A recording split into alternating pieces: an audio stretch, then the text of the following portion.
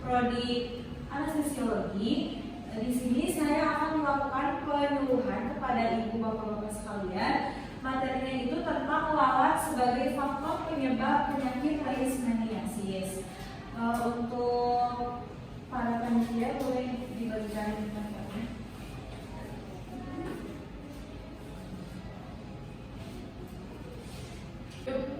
Baik, ibu-ibu, bapak-bapak di sini ada yang tahu nggak itu leishmaniasis itu apa?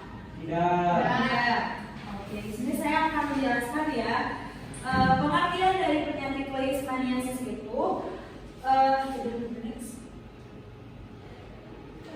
Nah, leishmaniasis itu merupakan penyakit akibat infeksi parasit. Penyakit ini disebabkan dari gigitan sagli. Sagli itu lalat yang penghisap darah. Nah, penyakit ini itu disebabkan oleh dari gigitan lalat sagli. Jadi lalat sagli itu lalat penghisap darah. Kemudian apabila ada yang tergigit, maka itu akan langsung terinfeksi leishmaniasis ini. Boleh di next. Nah, faktor resikonya itu kondisi ekonomi yang rendah, kemiskinan dapat meningkatkan resiko leishmaniasis. Yang kedua itu kekurangan protein, zat besi, vitamin A, dan zinc dapat meningkatkan risiko infeksi leishmaniasis. Kemudian kekebalan tubuh akan rendah. Yang terakhir itu perubahan iklim, perubahan seperti perubahan suhu, curah hujan, dan kelembapan. Boleh di next. Nah, di left pad itu ibu-ibu dan bapak-bapak bisa dilihat ya. Di situ ada jenis-jenis leishmaniasis. Baik, untuk selanjutnya itu ada jenis-jenis leishmaniasis. Ibu bapak boleh dilihat di levelnya ada ya jenis-jenis itu. Yang pertama itu ada Chitanus leishmaniasis. Nah, ini itu tingkatan paling rendah. Nah, ini itu biasanya menyerang pada kulit. Kemudian yang kedua itu ada Mucopus thanos leishmaniasis. Nah, ini itu tingkatan kedua, bisa dibilang itu tingkatan sedang gitu ya. Nah, biasanya Mucopus leishmaniasis ini menyerang pada kulit dan mukosa. Mukosa itu seperti mulut, hidung. Kemudian yang terakhir itu ada visceral leishmaniasis. Nah, ini itu yang terakhir itu merupakan tingkatan yang paling tinggi karena tingkatan ini itu menyerang pada organ dalam. Boleh di next. Nah, di sini ada gejala klinik. Penyakit infeksi ini biasanya mengalami nyeri abdomen akut seperti menggelapnya kulit wajah, tangan, perut.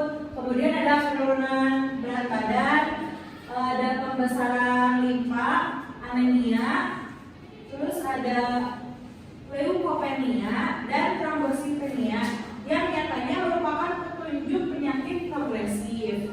Di next. Nah, diagnosis leishmaniasis.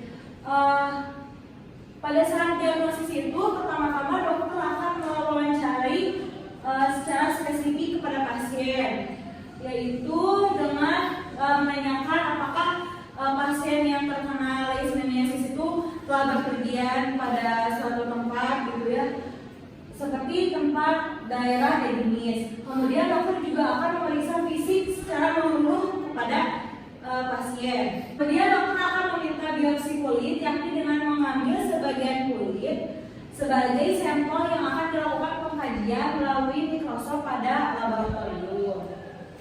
Next.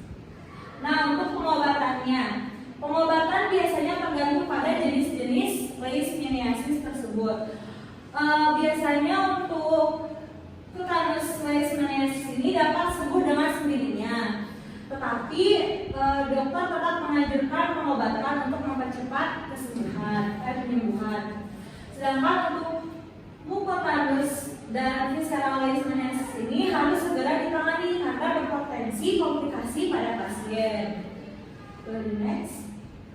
Nah, kemudian di sini ada pencegahan leishmaniasis. Yang pertama itu menggunakan pakaian tertutup. tertutup seperti celana panjang dan baju panjang. Kemudian yang kedua itu menggunakan obat nyamuk pada bagian tubuh yang tidak tertutup. Yang ketiga itu menyemprotkan insektisida pada ruang tidur. Yang keempat itu tidur pada permukaan lantai yang lebih tinggi dari sebuah bangunan. Serangga akan lebih sulit untuk terbang tinggi. Kemudian yang keempat itu hindari keluar rumah pada saat senja karena lalat sagir ini biasanya aktif pada waktu tersebut. Kemudian yang terakhir itu gunakan kelambu yang diselipkan pada kasur. Baik, segitu saja yang bisa saya sampaikan. Untuk Bapak Ibu yang ingin bertanya boleh angkat. Izin bertanya, sebelumnya nama saya Ibu Rani. Mau tanya Kak, kalau itu sendiri biasanya tuh ada di lingkungan kayak gimana ya? Apakah di desa ini termasuk kawan pada adanya lalat itu atau gimana? Ada yang ingin ditanyakan lagi? Saya. Sebelumnya perkenalkan, nama saya Pak Noval. Izin bertanya ya, kan tadi ada 3 jenis penyakit ini, itu kan ada 3 jenis. Nah, kalau gejala dari masing-masing jenisnya ini gimana aja ya kayak gitu. Nah, baik, tadi kan Bapak Noval ini telah bertanya bagaimana gejala dari tiap-tiap jenis penyakit leishmaniasis ini. Nah, untuk gejala yang pertama itu ada dari tetanus leishmaniasis ini. Gejala pertamanya itu ada bintik-bintik merah, kemudian semakin lama akan menjadi seperti benjolan bisul. Nah, kemudian makin lama akan pecah.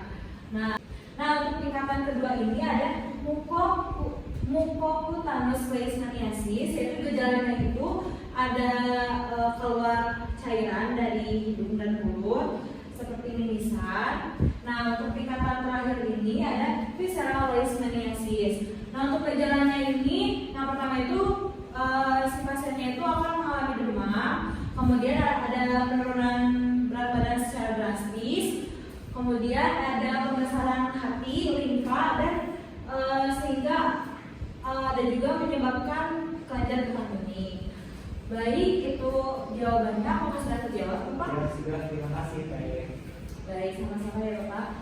Kemudian pertanyaan kedua dari Ibu Rani. Baik, untuk pertanyaan dari Ibu Rani itu tadi bertanya apakah lalat itu ada di semua lingkungan atau tidak? Baik, di sini saya menjawab, lalat ini itu biasanya jadi nggak ada di semua lingkungan, tapi lalat ini tuh biasanya hidup di iklim yang subtropis dan tropis. Baik, tadi itu pertanyaan dari Ibu Rani itu apakah lalat itu bisa ada di setiap lingkungan ya? Betul Bu?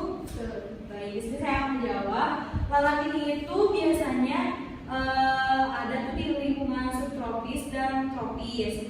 Nah, kebetulan kan ibu-ibu dan bapak-bapak ini tinggal di daerah yang bisa dikatakan itu daerah lembab ya, karena kan dekat sungai dan rawa-rawa. Nah, tersebut itu biasanya tinggal pada di lingkungan yang lembab gitu. Jadi untuk yang daerah-daerah yang kering itu nggak ada.